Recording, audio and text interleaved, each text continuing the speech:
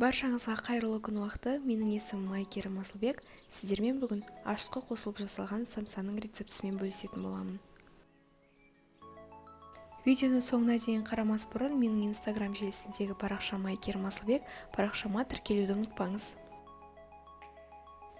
Алдымен біз самсаның қамырын жасап алуымыз керек. Ол үшін бізге ұн, сүт, сары май, қант, тұз және ашытқы керек.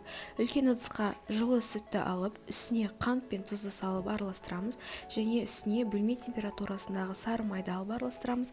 Содан кейін ашытқыны алып, жақсылап араластырамыз. Ал ұнды бірнеше бөліктерге бөліп араластырамыз. Алдымен қасықпен араластырамыз, қоюланғаннан кейін қолмен алып елейтін боламыз.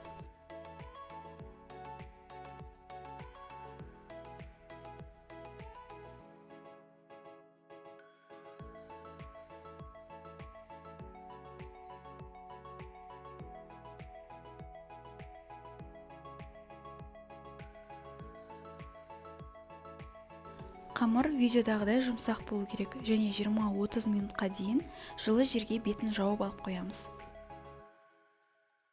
Салмасын дайындаймыз. Салмасына пияз, тартылған ет, тұз және бұрышты өз талғамыңызға қарай саласыз.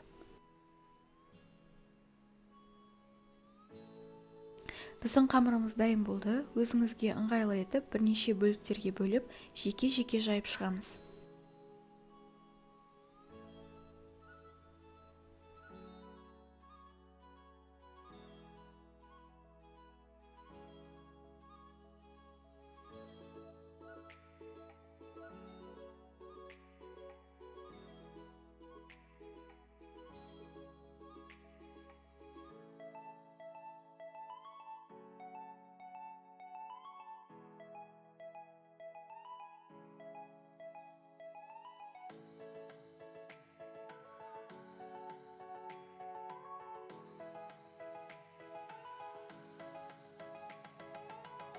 Барлық қамырды жайып болдым. Енді өзіңізге қандай пішіндегі самса ұнайды, солай жасасаңыз болады.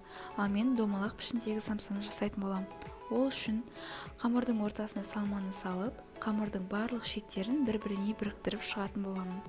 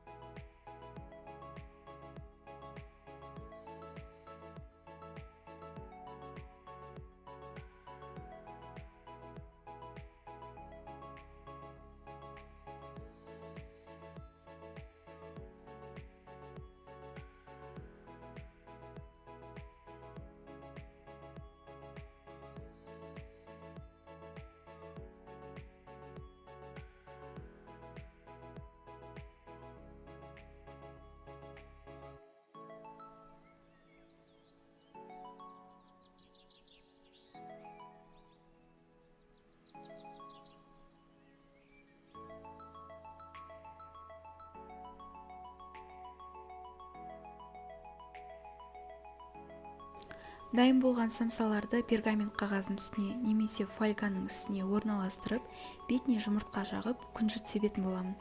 Және алдын ала қыздырылған пеште 200 градуста 25-30 минут аралығында пісіру керек. Міне менің самсаларым дайын болды. Міндетті түрде жасап көріңіздер, өте дәмді болып шығады. Және видеоның соңына дейін қарағаныңыз үшін рахмет. Менің YouTube каналыма тіркеліп, лайк басуды ұмытпаңыз. Дастарханыңыздан береке кетпесін.